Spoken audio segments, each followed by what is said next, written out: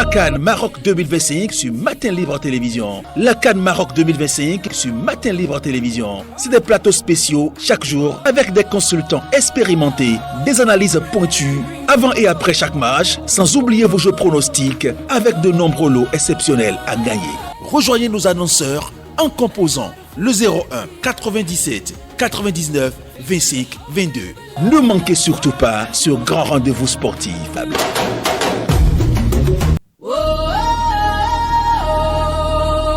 Vivez la CAN Maroc 2025 sur Matin Libre Télévision. La CAN Maroc 2025 sur Matin Libre Télévision. C'est des plateaux spéciaux chaque jour avec des consultants expérimentés, des analyses pointues avant et après chaque match, sans oublier vos jeux pronostics avec de nombreux lots exceptionnels à gagner.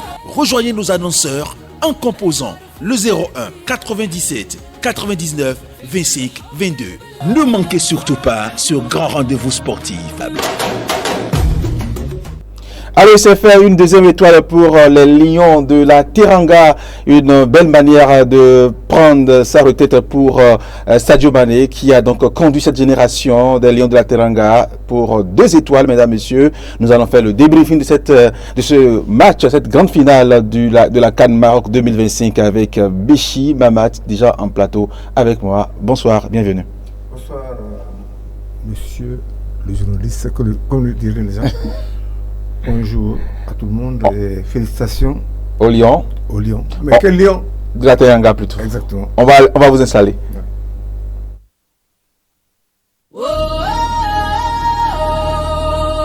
Vivez la CAN Maroc 2025 sur Matin Libre Télévision. La CAN Maroc 2025 sur Matin Libre Télévision. C'est des plateaux spéciaux chaque jour avec des consultants expérimentés, des analyses pointues avant et après chaque match, sans oublier vos jeux pronostics avec de nombreux lots exceptionnels à gagner. Rejoignez nos annonceurs en composant le 01 97 99 25 22. Ne manquez surtout pas ce grand rendez-vous sportif.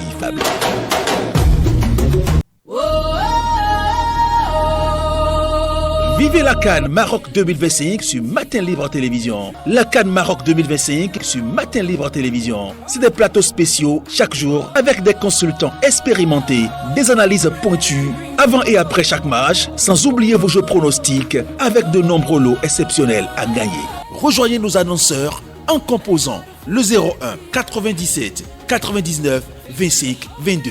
Ne manquez surtout pas ce grand rendez-vous sportif. Allez, à la quête d'une étoile sur son maillot, le Maroc devra donc attendre encore et encore, peut-être dans 2 ans pour l'édition 2027, Béchi. 2027 ou 2029? On ne sait plus. On sait quoi encore? Bon, 2027 d'abord et puis après la réforme n'est pas encore définitive. C'est un projet. C'est un projet, oui. Okay, d'accord. Donc, je pense que les meilleurs ont gagné. Au départ, on pensait que les Marocains, avec leur système de pressing tout-terrain, allaient s'imposer, mais ils ont été pris à leur propre jeu par le Sénégal qui a fait exactement la même chose. Mais j'ai l'impression que le Maroc s'est fait battre par son entraîneur qui a eu peur dès le départ de mettre son système de pressing contre pressing face aux Sénégalais à qui il a donné la liberté d'abord de se mettre en confiance et que inverser la tendance du pressing après en imposant leur façon de jouer avec beaucoup plus d'aisance que ce n'était prévu au préalable. Donc le Maroc a été battu par une équipe beaucoup plus forte, des Lions qui avaient mangé un cœur de lion pour être là. Donc les Lions du Sénégal ont battu les Lions de l'Atlas. Oui. C'est la meilleure équipe qui a gagné. Il y a surtout Sadio Mané qui a confirmé qu'il est le meilleur footballeur africain de la décennie. Oui. Et en plus, Gana Gueye au milieu de terrain, je ne raconte pas, il était royal, il était le métronome qui a mangé royalement encore le milieu de terrain marocain qui était pourtant réputé très fort. Sans compter le petit Pape Gueye qui a lâché une rafale un bolide que Bonou n'a pas pu arrêter. Il a vu juste un météore passer au-dessus de sa tête et c'est fini. Et heureusement que ça a mis fin à la polémique qui avait entouré le match sur ce penalty qui a été sifflé et sur l'action qui avait précédé qui n'avait pas été sifflé ni checké. Donc le meilleur a gagné, Dieu a rendu justice, Le meilleur a gagné. Voilà. Dieu est footballeur, on peut dire, vu les faits de jeu. Il est parmi. Dieu est toujours. Dieu il est multiforme. Il est toujours parmi ceux qui s'engagent le plus, qui veulent le plus. Justement. Les Sénégalais sont venus, ils s'étaient défavorisés par rapport au contexte, mais ils ont montré qu'ils avaient de la langue, qu'ils avaient du métier, qu'ils avaient du mental surtout. Ils sont imposés aux Marocains chez eux, qui sont restés fébriles. Comme tu l'avais dit tantôt, ils ont subi la pression plus que les Sénégalais. Ils ont subi eux. C'est ça. Donc pour les Marocains, l'enjeu a pris le pas sur le jeu. Oui, mais c'est surtout, moi je pense que c'est Regragui, le coach, qui a failli. Parce que premièrement, il n'a pas joué son jeu habituel de pressing et contre-pressing. Ensuite, il y a l'avance-centre. Kaby, qui ne devait pas sortir. Parce qu'en son temps, j'avais dit qu'il ne marque pas des buts. Il me rappelle Guivarch, qui avec la France avait remporté la Coupe du Monde 98 sans marquer de but. Là, il se bat, il fixe la défense et les Sénégalais ne pouvaient pas monter. Dès qu'il est sorti, automatiquement les Sénégalais ont eu l'emprise sur le ballon et ils ont géré le reste du match à leur guise. Et on a vu ce fait de jeu là, ce pénalty sifflé pour contre le Sénégal, et l'entraîneur qui demande à ses joueurs de finir le match comme ça, de faire un tour au vestiaire. Bon, il a perdu une belle partie de sa sympathie, de la sympathie que les gens éprouvaient pour lui. D'accord, il y a eu un fait litigieux au départ, mais il faudra que même les reporters soient honnêtes avec eux-mêmes. C'est la VAR qui appelle l'arbitre pour des situations litigieuses pour aller contrôler sur les écrans de télévision. La VAR n'a pas appelé l'entraîneur pour aller voir la faute où on avait poussé Hakimi avant de marquer le but. Parce que c'est celui qui l'avait poussé, qui avait donné le coup de tête décisif, qui est allé sur la barre avant de revenir pour être marqué. Donc, il n'est pas venu, c'est la VAR qui devait appeler. Ensuite, le pénalty, il est flagrant. Il y avait bel et bien pénalty. Il est flagrant. Le jeu a été vraiment, excusez-moi le terme, il a manqué de lucidité à cette période du jeu, à la dernière seconde du match. Donc, il a poussé, c'était flagrant. Moi, je ne sais pas comment on peut contester ça, parce que quand on parle à un micro, comme ça, devant des millions de personnes, tout le monde vous entend.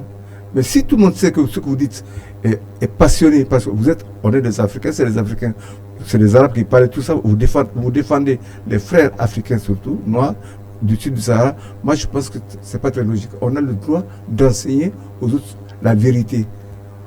Le Sénégal méritait de gagner, mais le pénalty était valable. Justement. Le but qu'on a refusé était contestable aussi, c'était discutable.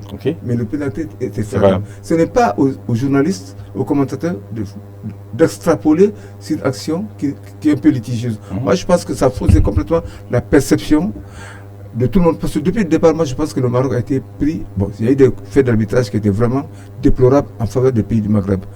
Surtout le Maroc aussi, le premier match. Mais ça n'a pas été aussi désastreustique, aussi catastrophique que les gens le font paraître. Sinon, aujourd'hui, l'arbitrage, quelle a été la faute d'arbitre pendant tout le match? La faute d'arbitre a été juste à ce niveau-là. Le litige entre la poussette et le pénalty. Mais le pénalty existait, la poussette était litigieuse, d'accord. Mais on a qu'à arrêter d'extrapoler sur ça et commenter plutôt la qualité de la rencontre qui a été très bien, parce que les deux équipes ont livré un match de vraiment derrière les fagots. Elles ont montré qu'elles étaient prêtes pour la Coupe du Monde. Parce que moi, je pense que ces deux équipes préparées comme ça, en dehors du contexte où il y a le chauvinisme ambiant, moi je pense qu'elles peuvent aller faire beaucoup de choses à la Coupe du Monde. On est prêt pour ça. Et on a vu la star de l'équipe sénégalaise, Sadio Mané, malgré donc les directives données par son entraîneur, était donc prêt à continuer ce match-là. On va y arriver justement. Et c'est là où il confirme que c'est un seigneur. C'est un seigneur. Et la suite, il a dit aux joueurs de ne pas sortir, parce que l'honneur, la personnalité que tu dégages, le message que tu dégages est beaucoup plus important que ce que tu ne peux pas éviter. Personne ne peut éviter qu'on utilise ce pénalty. Personne ne peut éviter. C'est visible. L'arbitre a sifflé. Même si c'est une heure flagrante, encore que ce n'en est pas une, on ne peut pas se permettre de refuser à ce niveau de jouer. Mais Dieu leur a montré maintenant que la justice existe. Ce n'était pas eux de rendre justice, parce que l'arbitre avait commis une erreur auparavant, mais là, il n'avait pas tort. L'entraîneur sénégalais a été très, très, très, très mal inspiré, et Sadio Mané a fini en seigneur. C'est vraiment une star. C'est un monsieur, voilà. C'est un monsieur Sadio Mané. C'est un monsieur. Et quels sont les joueurs qui vous ont marqué à part Sadio Mané pour cette finale? Il y a Ganagay. Ganagay, il a été royal à militaire. Il a mangé le militaire marocain. Et il a été complété par le Pape Gueye, qui a apporté beaucoup plus de percussion vers l'attaque avec ses frappes. Mais les gens qui m'ont déçu surtout, c'est le Sénégalais, Ilman Ndiaye et Diaz aussi. Diaz aussi m'a déçu. Même Hakimi n'a pas été. Il a été mangé par Sadio Mané. Parce que Sadio Mané l'a empêché de faire son jeu. Il a bloqué le côté gauche, donc le côté droit de Halimi qui n'a pas pu s'exprimer. Il a bloqué tout le côté parce que Diaz n'a pas été ravitaillé comme il avait l'habitude de l'être. Donc j'ai vu Sadio Mané, j'ai eu Pape Gueye et Gana aussi. Est-ce que le mental n'a pas à jouer aussi? C'est le mental qui a dominé. C'est le mental qui a dominé. Parce que quand on voit le fait de jeu, revenir et marquer, et puis Brahim Diaz qui vraiment était vraiment en l'âme. Moi, à la place du coach, je n'ai pas sorti Brahim Diaz. Je n'ai pas sorti. Parce qu'il avait un esprit de revanche. En le sortant, d'abord vous le détruisez, et celui qui vient n'a pas fait mieux. Donc vous le laissez chercher à se venger du sort pour marquer le but. Il y a eu des erreurs de coaching de Draghi qui m'ont un peu perturbé par rapport à la certitude que j'avais dans ses moyens. Y a-t-il des regrets à nourrir pour le Maroc au terme de cette CAN organisée? Oui, par rapport à tout ce qu'ils ont préparé, tout ce qu'ils ont dépensé, tout l'investissement qu'ils ont fait, mental, matériel, financier et tout, populaire aussi, je pense que ils n'ont pas gagné la coupe, ils ont perdu et c'est le meilleur qui a gagné. Est-ce qu'il n'y a pas un peu comme une malédiction qui poursuit cette équipe marocaine avec tout ce qu'elle représente pour l'Afrique, avec son parcours à la Coupe du Monde et ça ne marche pas toujours sur le plan africain? Le Maroc s'est réveillé plus tard que le Sénégal. Le Sénégal a connu beaucoup plus d'échecs que le Maroc. C'est dernièrement, dans cette dernière décennie, que le Maroc s'est investi pour être la meilleure équipe africaine, voire du monde, au niveau des infrastructures et de la structuration aussi des projets. Aujourd'hui, au niveau des cadets des U17, ils ont remporté la dernière CAN de la catégorie. Les filles aussi ont remporté la dernière CAN de leur catégorie. En Coupe du Monde, ils étaient en demi-finale.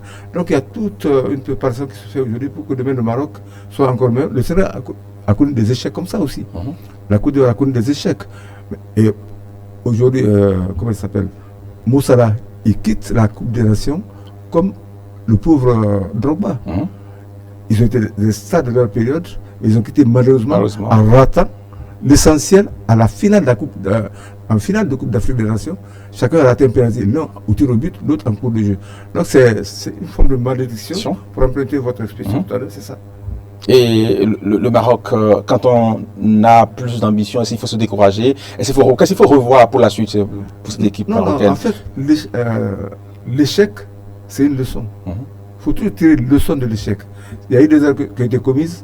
Il y a eu le destin aussi qui n'a pas été favorable parce qu'à un certain moment, ils ont eu beaucoup plus d'occasions de but, net de but que les Sénégalais. Mais à l'arrivée, leur mental a baissé pendant que celui des Sénégalais montait. Mais le Maroc est sur la bonne voie. Ils ont des projets depuis les bas jusqu'au haut. Je pense que dans quelques années, ils vont avoir le fruit de leurs résultats. C'est comme par exemple la France, avant de gagner la Coupe du Monde. C'est parti de quelque chose, c'est parti d'une défaite. En 69, pour la Coupe du Monde 70, où ils étaient battus d'abord par la Norvège à Strasbourg. On a amené Kovac pour les entraîner. Mais la plus grande victoire, c'est leur échec en 94. Quand ils étaient battus par Israël et la Bulgarie à la dernière minute. Ça a tout révolutionné. Ils ont tout repris en main avec des ambitions de gagner. Et après, en 98, ils ont gagné. Il faut tirer profit des échecs, les analyser et les positiver, donc comme je disais tantôt, plutôt que de se laisser abattre. Je ne pense pas que ce soit la logique des Marocains. Et il y a aussi, vous avez parlé de Drogba, de Salah qui ont quitté la compétition sans gagner pour l'équipe. Les stars qui n'ont pas pu donner un trophée, ce trophée-là à leur nation. Mais il y a Sadio Mané, par exemple, qui en a donné 2 à sa nation. Oui, mais tout le monde désespérait de Sadio Mané. Tout le monde désespérait. Et même le coach, quand il a pris l'équipe, à un certain moment, ils avaient de bons résultats. Il a douté. Et j'ai lu beaucoup de journaux qui insultaient Sadio Mané au Sénégal. Partout, on disait qu'il est vieux, il est fini, il n'a qu'à partir. Et le coach est tombé dans ce piège. Mais bon, heureusement pour lui, il s'est ressaisi. Ce n'est pas sur les conseils de qui. Certainement, Diouf est intervenu, je ne sais pas. Je présume quand même qu'on lui a parlé. Il a fait revenir Sadio Mané pour le bonheur du Sénégal.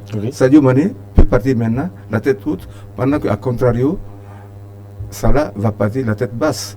Il n'a rien gagné. Il va repartir comme ça.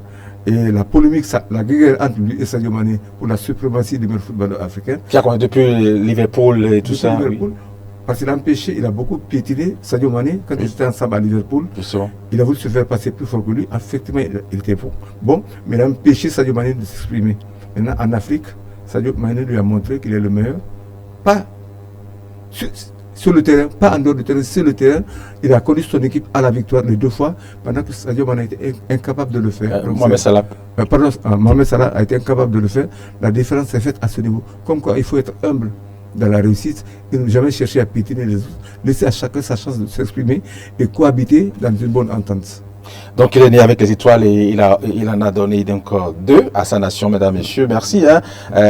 Béchi, on a fait ce parcours ensemble, des matchs qu'on a eu à analyser ensemble, débriefer ensemble. Votre analyse, votre point de vue sur cette CAN en général, rapidement avant qu'on ne passe au tirage au sort des gagnants, des lots que nous avons avec nous.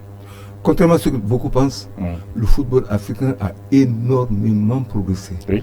On est en train de rattraper le retard qui nous sépare des pays de l'Amérique centrale, de l'Amérique du Sud encore. On est en train de rattraper ça. Bientôt, on sera au niveau des Européens en faisant de telles compétitions. Mais maintenant, j'ai peur. Si on fait une CAN tous les 4 ans, à quel moment on pourrait évaluer les gens si on doit attendre 4 ans? Il y aura des générations de perdus parce qu'on n'a pas les moyens de pouvoir entretenir 4 ans. Attendre 4 ans. C'est ça qui me fait un peu peur par rapport au projet d'évolution du football africain. On est trop à la merci de la FIFA. On laisse la FIFA nous diriger en fonction du calendrier. Non, du calendrier européen. Oui, c'est ça. Du calendrier européen. Donc c'est la FIFA qui commande l'Europe et l'Europe commande l'Afrique. Donc c'est ça en fait. Parce qu'on a plus de respect par exemple pour l'Amérique du Sud que pour l'Afrique qui donne beaucoup plus de joueurs, qui a plus de compétition. L'Amérique du Sud n'a que 4-5 équipes, c'est tout. Mais l'Afrique va présenter 10. Donc il faudra qu'on respecte un peu plus l'Afrique. Mais je pense que ça dépend aussi de la force de caractère du président de la FIFA. Il n'a pas la capacité de résister. De la CAF plutôt. De la CAF, pardon. Oui. Il n'a pas la capacité de résister à la FIFA. Et c'est dommage. Voilà, on va consacrer une émission tout entière donc pour faire le débriefing général de la CAN. On va le faire bien avant donc après donc cette CAN là on va le faire. Donc on va passer donc au tirage au sort des lots que nous avons ici, du jeu pronostic que nous avons organisé. Vous savez bien l'enveloppe financière de 50 000 francs qui va trouver donc preneur. Et puis nous avons également des lots de bons de soins de visage, de pédicure, manicure qui nous sont donc offerts par le bar à souris. C'est un institut de beauté, le bar à souris, qui nous offre également des bons de soins de visage, de pédicure, manicure d'une valeur de 15 000 francs CFA. Nous avons également des t-shirts à distribuer. Donc on va faire le tirage au sort d'abord dans un premier temps de celui-là ou bien celle-là qui partira avec les 50 000 francs CFA. Offert donc par Matin Libre Télévision. Et puis après, on fera donc 2 autres tirages pour ceux qui partiront avec les bons de soins de visage. On va le faire comme ça.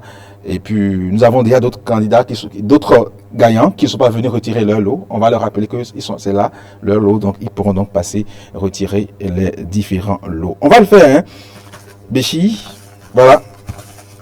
Instant solennel, donc on va le faire comme d'habitude. Vous allez donc choisir au hasard comme ça. Voilà ceux qui ont pu pronostiquer d'abord 1-0 en faveur du Sénégal. Donc dans ce lot-là, on va tirer le gagnant de 50 000 francs CFA. Voilà. Mais devant tout le monde,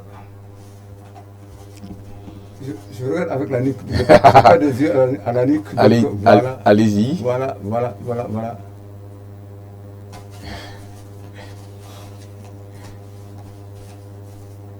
Allez-y, on va le faire. On va le faire.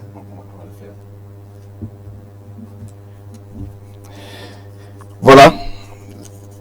Il est ici. Ah oui.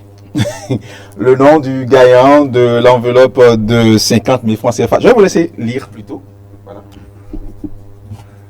Moi, si je vous dis, on m'offre un pot. Hein. Ah non, plutôt un bisou. Voilà. Je vois que vous lisez parce que vous êtes un féministe peut-être.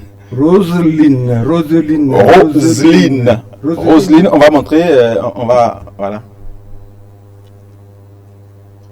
Voilà Roselyne qui va partir avec l'enveloppe de 50 000 francs CFA. C'est donc une dame. C'est donc une dame qui partira avec cette enveloppe de 50 000 francs CFA, Roselyne. Et puis, on va le faire comme ça, hein, petit. Je vais le faire pour les lots de consolation, c'est-à-dire la carte de bon de soin de visage. J'ai ici José Koudjoy. José Koudjoy. José, c'est une femme aussi. Hein? Oui, c'est une femme. Les femmes sont à l'heure. Décidément. Et il s'agit de soin de visage, de pédicure, manicure, ça marche bien.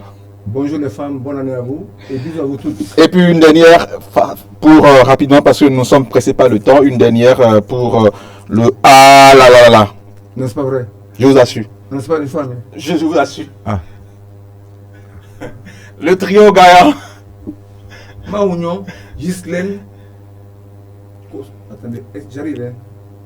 Kossou, c'est ça? Kossou. Kossou. Maounion, Ghislaine, Kossou. Maouillon, Ghislaine, Kossou, trois dames qui donc partent donc avec les bons. Roselyne qui gagne l'enveloppe de 25 000 francs et puis José et Ghislaine qui vont partir donc avec les soins de visage, de pédicure et manicure. Merci donc Béchi. Hein. Je rappelle que nos amis qui ont pronostiqué pour les jeux antérieurs et qui ne sont pas encore venus retirer leur lot, c'est là, vous allez passer donc à retirer vos lots. Donc merci beaucoup Béchir. Oui, d'accord, ouais, c'est ça. Ouais. C'est bon? Merci beaucoup. Oui, oui non, ils sont là, ils sont là. Moi, je pensais que tu as oublié mon lot. C'est bon, ils sont là. Le lot des jeux pronostiques. Donc, nous allons maintenant, mesdames, messieurs, vous dire merci, hein, Béchir, merci. On a le temps qui nous presse, c'est vrai. Nous sommes dimanche et on est au-delà de 22h déjà. Demain, déjà, c'est le boulot. Et je pense que nous allons nous retrouver demain. Et sinon, après-demain, pour pouvoir faire une émission complète, une émission spéciale pour faire le bilan de cette phase finale de la CAN Maroc 2025. Merci beaucoup à Matin Libre. Merci à toi. Merci à vous aussi. Auspice pour la collaboration, pour la gentillesse avec laquelle tu m'as reçu sur le plateau. Tu m'as permis de me rajeunir. C'est un devoir. Merci à tout le monde, au DG, au PDG, à tous les collègues qui sont dans le bureau, le réalisateur et le DP de Matin Libre, du journal, de tout le monde. Tout le monde, Merci à tout le monde. Heureux de vous avoir connu et j'espère que ça va continuer. Vraiment, c'est notre souhait également. Bonne année à tous. Et merci et bon retour à vous. Merci. Mesdames, Messieurs, merci, c'est tout pour ce numéro de cette émission Débriefing, le dernier donc pour le compte de cette CAN en 2025. Mesdames, Messieurs, on va se retrouver la semaine prochaine pour une émission spéciale consacrée donc à ce débriefing général de la CAN du début jusqu'à la fin. On dira ce qui a marché, ce qui n'a pas marché et ce qu'il faut corriger. Merci à vous.